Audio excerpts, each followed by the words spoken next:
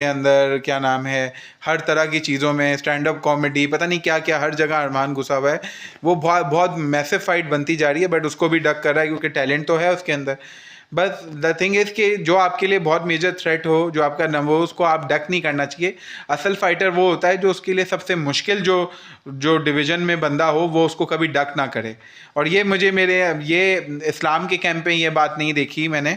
इस्लाम माकाचेव किसी को डक नहीं करता, बट इलिया टपोरिया मुझे फील ये होता है कि आप if you are that good, if you are that arrogant, आप ये हो कॉकी हो उतने, तो फिर अरमान को क्यों डक करो? Why are you making such excuses? लड़ लो ना उससे, हरा दो, we will accept it. But क्योंकि वो लोग थ्रेट कर सकते हैं ना, इनके एक इल्यूजन को तोड़ सकते हैं कि ये लोग भी इनविंसिबल नहीं है, डिफीट हो सकते हैं, तो वो थोड़ा सा भी होता है तो फिर उस पर ये सब चीज़ें हो जाती हैं। बस अब आई थिंक ये एक मेजर फाइट थी। फिर उसके बाद अगर आप देखें तो सबसे मेजर फाइट जो अभी आ रही है वो अपकमिंग फाइट है, बल्कि क्या नाम है उसकी, प्रेस कॉन्फ्रेंस तो आज ही थी शायद, ठीक है, आज ही प्रेस कॉन्फ्रेंस भी थी, वो हमजत वर्सेस शॉन स्ट्रिकलैंड।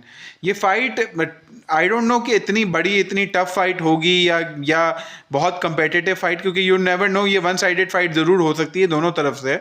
अगर स्टैंड अप पे हुई तो वन साइडेड हमजत के लिए भी हो सकती है, बट ज़्यादातर हमजत का लेवल मुझे ऊपर लगता है, वन साइडेड फाइट उस तरह हो सकती है।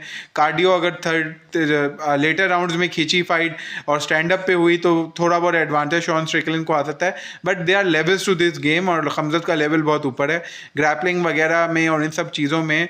जो हमजत शुरू के राउंड्स में दूसरों के साथ करता है, that could be overwhelming to anyone. उसके बाद फिर उसकी हालत क्या, तीसरे चौथे पांचवें राउंड में खुद लड़ने की क्या हो, या उससे पहले ही फिनिश हो जाए, वो भी एक बहुत बड़ी बात है।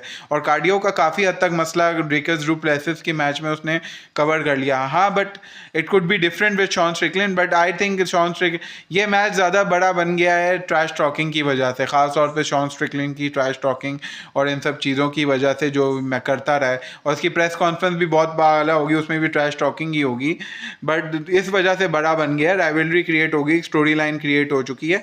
वरना बहुत मेजर मैं नहीं कहूँगा, क्योंकि देखें इस डिवीज़न में मुझे लगता था कि सबसे मुश्किल स्टाइलिस्टिकली थोड़ा बहुत हमजत के लिए जो थोड़ा बहुत मुश्किल हो सकता था वो आरडीआर है। वो अभी आई डोंट थिंक सो इतनी अच्छी उसमें रहा है। वो रिसेंटली 2 लॉसेज हो गई हैं और उसकी, but RDR stylistically was a good matchup for मतलब हमजत। वरना इस डिवीज़न में मुझे नहीं लगता कि हमजत को कोई मेजर कोई प्रॉब्लम्स कोई देता है। और कौन हो सकता है, मामोव भी मुझे लगता है इतना मेजर मसला नहीं है।